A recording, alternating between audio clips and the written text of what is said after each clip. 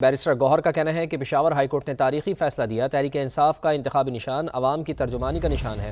Election commission نے ہر محاذ پر ناکام کرنے کی کوشش کی تھی۔ نشان بحال نہ ہوتا تو 227 ریزرو سیٹیں چلی جاتی، 860 جنرل سیٹوں کے امیدوار بھی آزاد ہو جاتے۔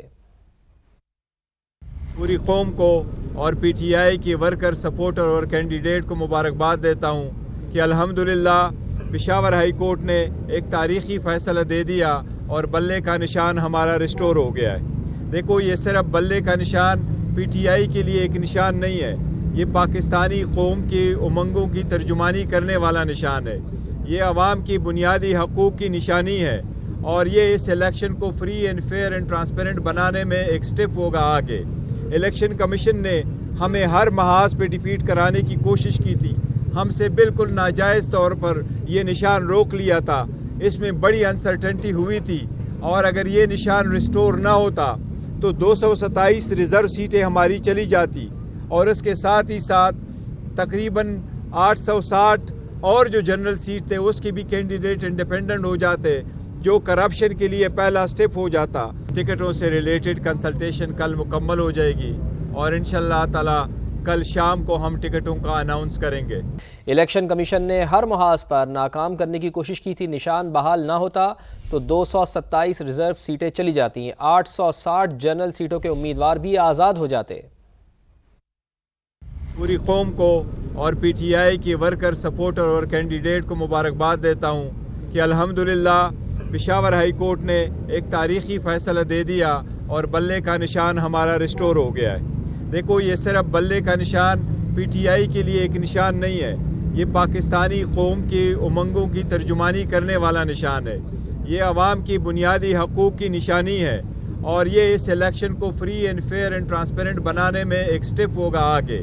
الیکشن کمیشن نے ہمیں ہر محاذ پہ ڈیفیٹ کرانے کی کوشش کی تھی، ہم سے بالکل ناجائز طور پر یہ نشان روک لیا تھا۔ اس میں بڑی انسرٹنٹی ہوئی تھی اور اگر یہ نشان ریسٹور نہ ہوتا تو 227 ریزرو سیٹیں ہماری چلی جاتی اور اس کے ساتھ ہی ساتھ تقریباً 860 اور جو جنرل سیٹ تھے اس کے بھی کینڈیڈیٹ انڈیپینڈنٹ ہو جاتے، جو کرپشن کے لیے پہلا سٹیپ ہو جاتا۔ ٹکٹوں سے ریلیٹڈ کنسلٹیشن کل مکمل ہو جائے گی اور انشاءاللہ تعالی کل شام کو ہم ٹکٹوں کا اناؤنس کریں گے۔ الیکشن کمیشن نے ہر محاذ پر ناکام کرنے کی کوشش کی تھی۔ نشان بحال نہ ہوتا تو 227 ریزرو سیٹیں چلی جاتی، 860 جنرل سیٹوں کے امیدوار بھی آزاد ہو جاتے۔